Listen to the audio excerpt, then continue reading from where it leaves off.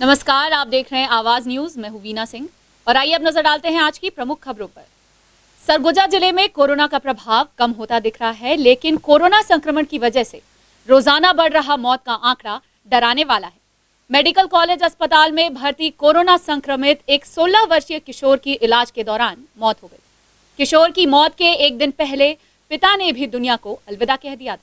सरगुजा जिले में कोरोना का दो अलग अलग प्रभाव देखने को मिल रहा है। एक ओर जहां कोरोना संक्रमित मरीजों की संख्या में तेजी से कमी आई है, वहीं कोविड-19 की वजह से रोजाना मौत का आंकड़ा भी बढ़ रहा है, जो बेहद डराने वाला है। इसी कड़ी में एक 16 वर्षीय किशोर की इलाज के दौरान मेडिकल कॉलेज अस्पताल में मौत हो गई। लखनपुर निवासी एक किशोर की तबियत बिगड़ने के बाद परिजन उसे सामुदायिक स्वास्थ्य केंद्र लखनपुर लेकर गए थे। यहाँ जब पीड़ित की कोरोना जाँच कराई गई तो वह संक्रमित निकला। इसके बाद परिजन उसे इलाज के लिए सोमवार की सुबह मेडिकल कॉलेज अस्पताल के कोविड वार्ड में भर्ती करा दिए। यहाँ उसकी इलाज के दौरान देर रात मौत हो गई। यही नहीं, किशोर के पिता की भी एक दिन पहले मौत हो चुकी थी। हालांकि पिता की मौत किस वजह से हुई इसका पता नहीं चल सका, लेकिन अंबिकापुर मेडिकल कॉलेज अस्पताल में बढ़ते मौत के आंकड़ों की वजह से चिकित्सक भी सख्ते में हैं। अंबिकापुर कोविड अस्पताल में अब तक 59 कोरोना संक्रमित मरीजों की इलाज के दौरान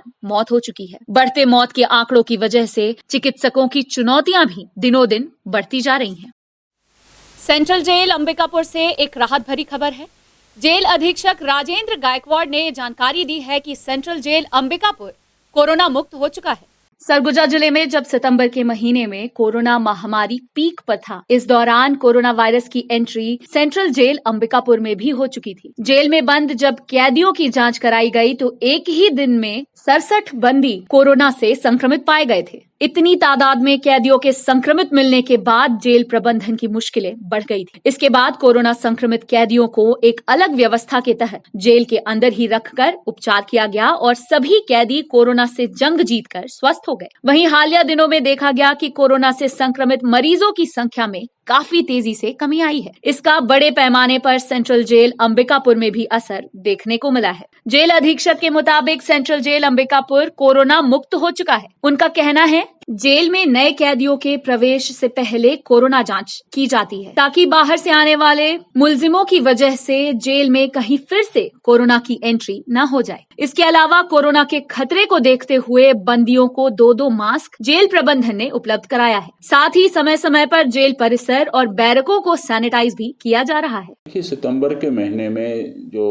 पीक पे जब कोरोना चल रहा था अपने पूरे जिले में, संभाग में, तब मुझे लगा कि इसका जेल में कहीं असर तो नहीं है। तो परीक्षण हमने करवाया 200 बंदियों का रैंडम में, तो उसमें से करीब 67 लोग कोरोनाग्रस्त निकले और उन सब लोगों को हमने यहाँ पर 24 दिन तक एक कोरोना का कोविड वार्ड ही बना दिया। 3 नंबर और 4 नंबर बैरक में नियमित रूप से उनको दवाइयाँ दी गई, प्रोटीन, कैल्शियम, जिंक, और जो डॉक्टर लोगों ने निर्देश किया था, जेल के वरिष्ठ अधिकारियों ने मार्गदर्शन दिया था, तो वो सब के सब पूर्णतः स्वस्थ हो गए हैं और एक भी बंदी कोरोना से केंद्रीय जेल अंबिकापुर का जो है एक्सपायर नहीं हुआ है आज दिनांक तक।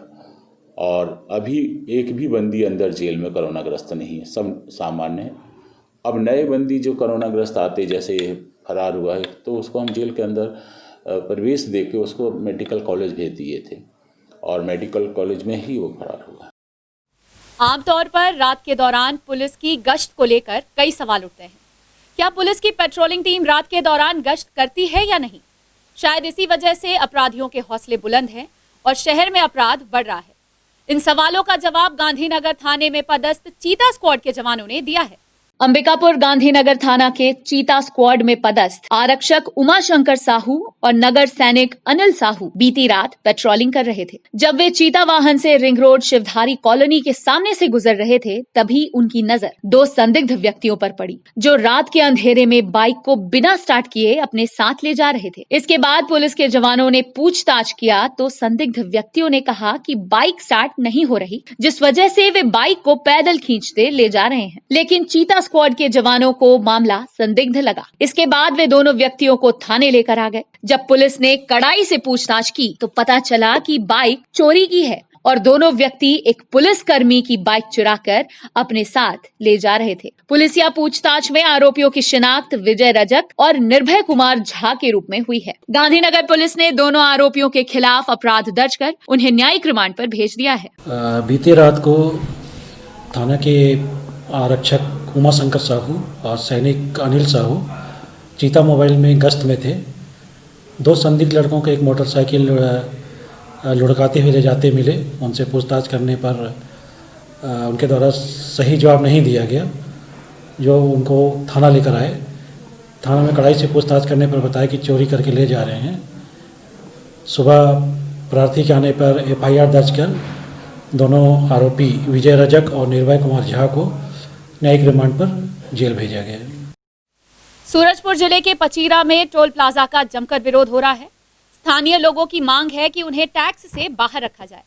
इसी कड़ी में स्थानीय लोगों ने टोल प्लाजा प्रबंधन के खिलाफ धरना प्रदर्शन कर विरोध जताया और जमकर हंगामा किया है। सूरजपुर जिले के पचीरा में बने टोल प्लाजा को NHAI ने 18 अक्टूबर से शुरू कर दिया। लिहाजा NH 43 से गुजरने वाले सभी वाहन टोल टैक्स के दायरे में आ गए। लेकिन टोल प्लाजा के शुरू होने के बाद से स्थानीय लोग इसका जमकर विरोध कर रहे हैं। प्रारंभिक दौर से स्थानीय लोगों में टोल प्लाजा को लेकर असंतोष देखने को मिल रहा है। दरअसल स्थानीय लोगों का कहना है कि टोल प्लाजा टैक्स से लोकल लोगों को बाहर रखा जाए। स्थानीय लोगों के विरोध को देखते हुए टोल प्लाजा प्रबंधन ने उनकी मांग पर विचार करने का आश्वासन दिया था, लेकिन काफी दिन बीत जाने के बावजूद टोल प्लाजा प्रबंधन के द्वारा स्थानीय लोगों के पक्ष में कुछ निर्णय नहीं लिया गया, जिसे लेकर लोगों में गुस्सा और भी भड़क गया और स्थानीय लोग टोल प्लाजा के पास एकत्रित होकर हंगामा करने लगे। इधर लोगों के आक्रोश को देखते हुए टोल प्लाजा प्रबंधन ने समस्या के निराकरण के लिए 2 दिन का वक्त मांगा है। शंका नहीं है कि जिस तरीके से टोल प्लाजा का जल्दबाजी में प्रारंभ किया गया, बहुत सारी शर्तों और नियमों को ताक में रख करके किया गया है।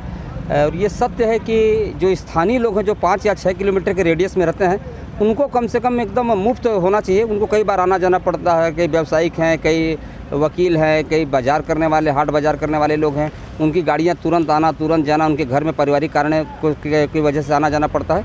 तो उन बातों को मद्देनजर रखते हुए कम से कम 7 किलोमीटर के रेडियस वालों को एकदम फ्री होना चाहिए। हम सूरजपुर जा रहे थे कलेक्टर ऑफिस, यहाँ भेजा गया केसरी गुरु जी को मेरे द्वारा कि पास बनवा के लाइए। तो उनके द्वारा ये कहा गया कि फास्टैग लगा है, तो कहा गया फास्टैग नहीं लगा। तो फास्टैग नहीं लगा है तो पास नहीं बनेगा। फिर मैं गया वहाँ कि भाई फास्टैग नहीं लगा है, फास्टैग की सुविधा आप यहाँ रखे हैं?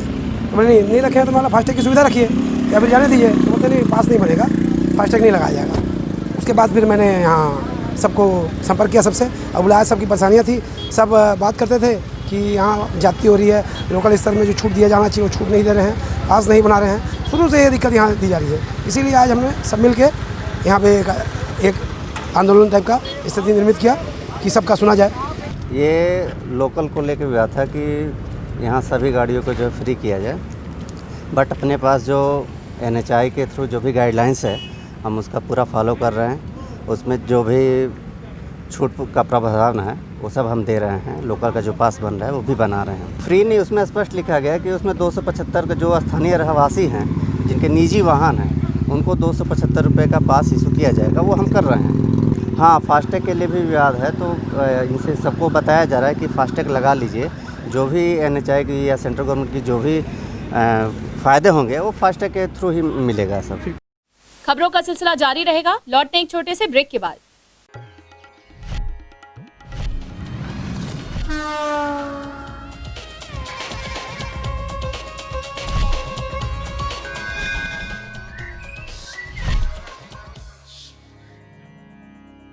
VM इंटरनेट सर्विस शहर का सबसे सस्ता high speed fibre internet service. 100 MBPS मात्र 700 रुपए में विद टैग। तो चाहे वर्क फ्रॉम होम हो या ऑनलाइन क्लास, याद रखें VM इंटरनेट सर्विस। अधिक जानकारी के लिए संपर्क करें Vande Mahamaya cable network. VM internet service, Alaknanda complex, प्रथम तल, अग्रसेन चौक, अंबिकापुर, सरगुजा। Mobile number 9111785555 7440765555।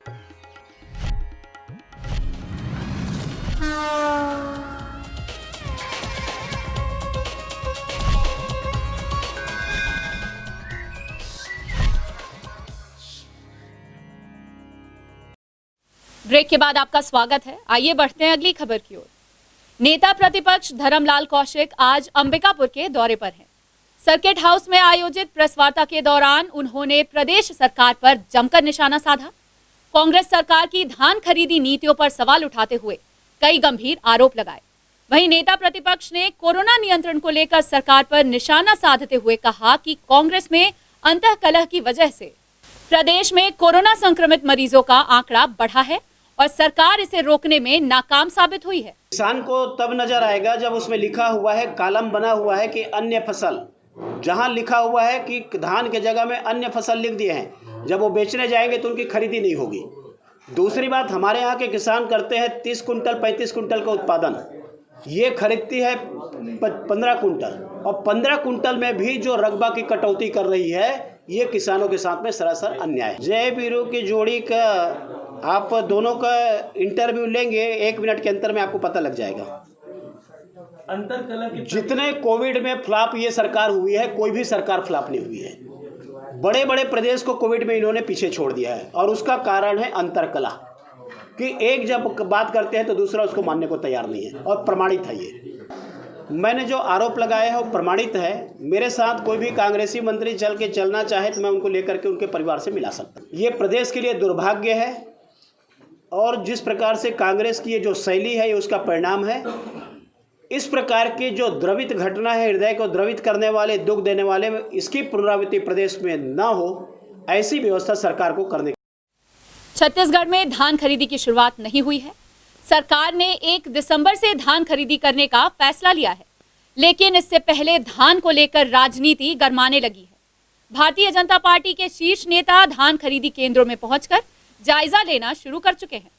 प्रदेश में धान खरीदी की शुरुआत हो इससे पहले धान सड़ने की शिकायत मिलने लगी है, और ऐसी शिकायत मिले तो जाहिर सी बात है कि इस पर राजनीति जरूर होगी। विपक्षी दल सरकार की नीतियों पर सवाल उठाएंगे। धान खरीदी से पहले यह सिलसिला भी शुरू हो चुका है। इसी कड़ी में विपक्षी दल बीजेपी के दिग्गज नेताओं ने सूरजपुर जिले के धान खरीदी केंद्रों का दौरा किया। इस दौरान केंद्रीय राज्य मंत्री रेणुका सिंह, नेता प्रतिपक्ष धर्मलाल कौशिक, पूर्व गृह मंत्री रामसेवक पैकरा सहित भाजपा कार्यकर्ता ग्राम बसदेई के धान संग्रहण केंद्र पहुंचकर मौके का जायजा लिया। वहीं धान संग्रहण केंद्र में सड़ा हुआ धान मिलने के बाद नेता प्रतिपक्ष धर्मलाल कौशिक ने खाद्य मंत्री अमरजीत भगत पर निशाना साधा है। उन्होंने आरोप लगाया कि खाद्य मंत्री ने विधानसभा में धान संग्रहण की स्थिति को लेकर झूठ बोला है, जबकि वास्तविक स्थिति कुछ और है।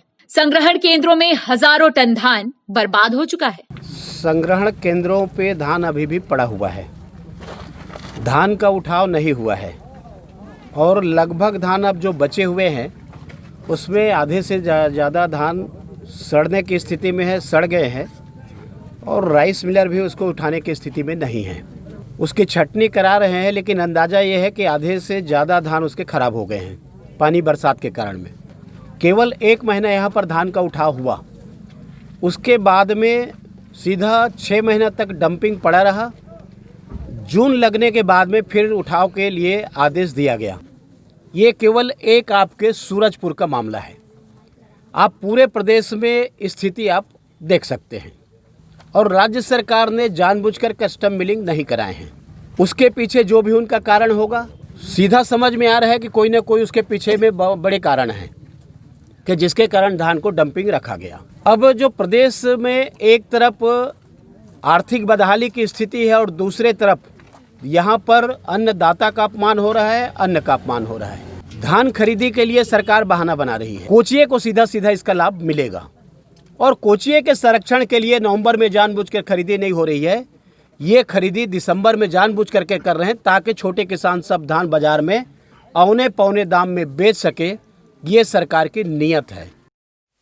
कोरिया जिले में एक ऐसा गांव है जहां शुद्ध पेयजल के अभाव में ग्रामीणों के कंठ सूख रहे हैं।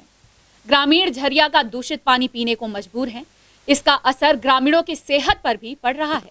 कोरिया जिले के सोनहत विकास खंड के ग्राम पंचायत पोड़ी के आश्रित ग्राम झिरियापारा की आबादी लगभग 300 के करीब है। बावजूद इसके गांव में जनप्रतिनिधियों और प्रशासनिक अमले द्वारा शुद्ध पेयजल की व्यवस्था नहीं की गई है। ग्रामीण झरिया का दूषित पानी पीने को मजबूर हैं। हालांकि पीएचई विभाग के द्वारा ग्रामीणों की समस्या को देखते हुए गाँव में हैंडपंप लगवाया गया, लेकिन हैंडपंप भी किसी काम का नहीं रहा। हैंडपंप से फ्लोराइड युक्त लाल पानी निकलने की वजह से ग्रामीणों ने इसका उपयोग करना छोड़ दिया। दूषित पानी का उपयोग करने के चलते इसका बुरा असर ग्रामीणों की सेहत पर पड़ रहा है। ग्रामीणों ने कई बार जनप्रतिनिधियों से गांव में शुद्ध पेयजल उपलब्ध कराने की मांग की, लेकिन आश्वासन के अलावा कुछ हासिल नहीं हुआ। समस्या यही है कि पानी की व्यवस्था पे हम लोगों को पूर्वजों लोग बीत गए, अब हम लोगों का बीतने जा रहा है और छोटे छोटे बच्चों का भी बीतने जाएगा। और यहीं से हम लोगों का निस्तार लग रहा है कि अब होगा।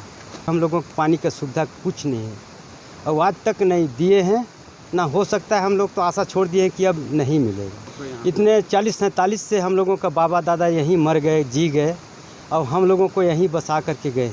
झिरियापारा गांव में रहने वाले ग्रामीणों के लिए सबसे बड़ी चुनौती शुद्ध पेयजल की बनी हुई है। झरिया के पानी से ग्रामीण अपनी प्यास बुझाते हैं। सरपंच को इसकी जानकारी भी है, लेकिन समस्या की सवालों का जवाब नहीं है। वहाँ पर समस्या पानी का है और मैं कोशिश करूंगा। थोड़ा सा दिक्कत हो रहा है लोगों को, लेकिन मैंने उनको कहा है कि आप बुला करके और उस पानी को छान के पीजिए।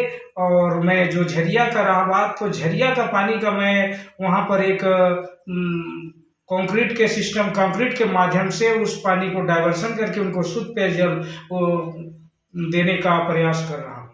जिले के कलेक्टर का कहना है कि जिन ग्रामीण क्षेत्रों में फ्लोराइड युक्त पानी की समस्या है, वहां फ्लोराइड रिमूवल प्लांट लगाए जा रहे हैं। इसके अलावा भारत सरकार की जल जीवन मिशन योजना के तहत ग्रामीणों को शुद्ध पेयजल उपलब्ध कराने का प्रयास भी किया जा रहा है। देखिए, लगातार हम लोग सभी गांवों में कोशिश कर रहे हैं कि जहां पर जरूरत है वहां सोलर पंप लगाया जाए। दूसरा, फ्लोराइड रिमूवल प्लांट भी लगाया जा रहा है, डीएमएफ फंड से भी लगाया जा रहा है। तो धीरे धीरे सभी उसमें कर रहे हैं। सभी जगह ग्राम पंचायतों में जहाँ भी समस्या है फ्लोराइड की, वहाँ उसको समस्या को दूर करने की कोशिश कर रहे हैं। और अभी भारत सरकार के जल जीवन मिशन के तहत भी हम इसमें जहाँ भी पानी की इस तरह की समस्याएं होंगी उसको दूर करने का प्रयास करेंगे। जिले में फ्लोराइड युक्त पानी हैंडपंप से निकलना आम बात है। इस गांव की कई पीढ़ियां शुद्ध पेयजल आपूर्ति के लिए संघर्ष करती आ रही हैं। अब देखने वाली बात होगी कि कब ग्रामीणों के संघर्ष पर पूर्ण विराम लगता है। संजीवनी 108 एक गर्भवती महिला के लिए वरदान साबित हुई है। मामला उदयपुर ब्लॉक के ग्राम डोई का है। गर्भवती महिला मुनेश्वरी बाई को प्रसव पीड़ा होने पर उसे संजीवनी 108 से सामुदायिक स्वास्थ्य केंद्र ले जाया जा रहा था। कुछ दूर के बाद महिला की प्रसव पीड़ा कुछ ज्यादा ही बढ़ गई।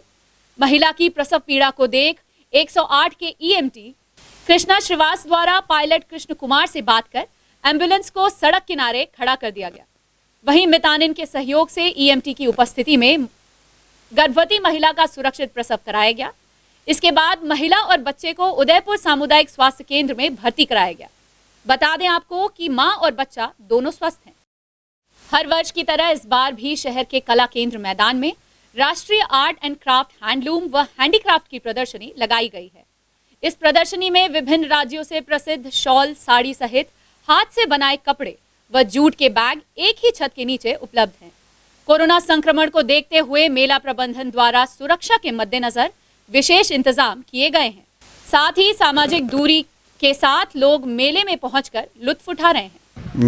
यहाँ पे हम लोग 2020 में कोरोना काल में मेला लगाए हुए हैं। उसकी सारी व्यवस्थाएं रखा गया है, सैनिटाइज़र वगैरह से, डिस्टेंसर से सारा जो है सुविधा है। विदाउट मास्क के कोई अंदर आ नहीं सकता है। जिसको भी आना है अपना सेफ्टी के साथ मास्क लगाएं और अंदर आए। देखें, यहाँ मेले में 50,000 से ज़्यादा वैरायटियाँ हैं। बुलेटिन में फिलहाल सिर्फ इतना ही। शहर से जुड़ी खबरों के लिए देखते रहिए आवाज न्यूज।